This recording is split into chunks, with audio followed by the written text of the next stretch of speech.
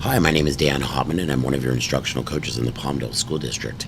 And welcome to our final video in the Google Meet series.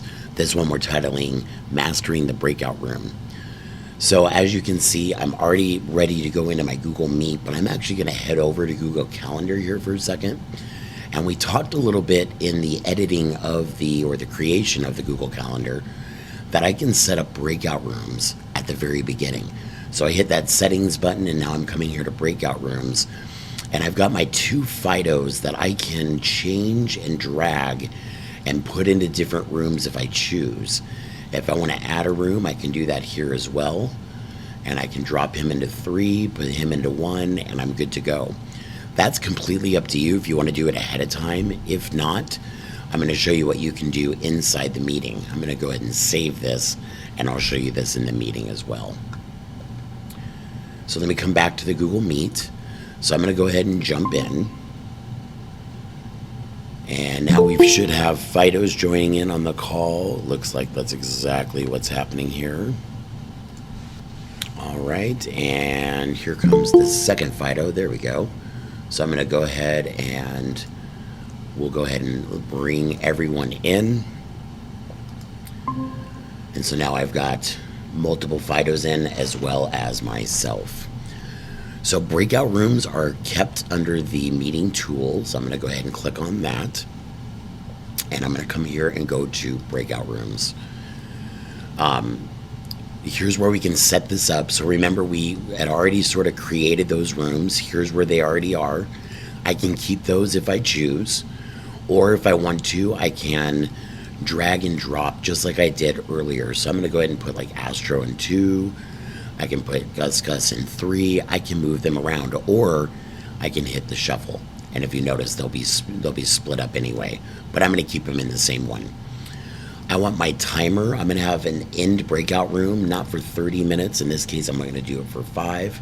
But you can end it at any time. It's completely up to you if you want to do that. And I'll also show you how you can jump in and out as you go. If I want more breakout rooms, I can do that, but the minimum that you're allowed to have is 2. You can't have any less than 2, because if you have less than 2, what you have is the main room. So we want to make sure that if you're going to use breakout rooms, you have more than 2 breakout rooms. Think of it as table groups in your classroom. That's exactly what you're creating. Now when it's time, you'll only be able to see it on Gus, but you'll be able to see Astro pop in the meeting. I'm going to go ahead and open up the rooms. And if you notice on Gus's Chromebook, it asks him to join the call. It's going to look like he's actually exiting the meeting and then entering a new meeting. That's kind of what's happening. But you don't want him to freak out, so you want to make sure that they can do that. So Gus has made his way, and now Astro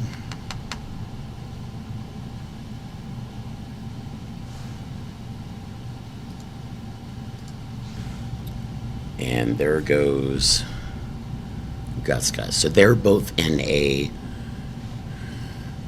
breakout room together, so they can interact with each other. So you can see on Astro's computer, if I were to unmute Astro's, so that way Gus could see him, he can interact, they're talking, they're chit-chatting. If I, as the teacher, I'm going to go ahead and mute that video, want to come in and monitor, I can actually join in, and it will move me into that meeting.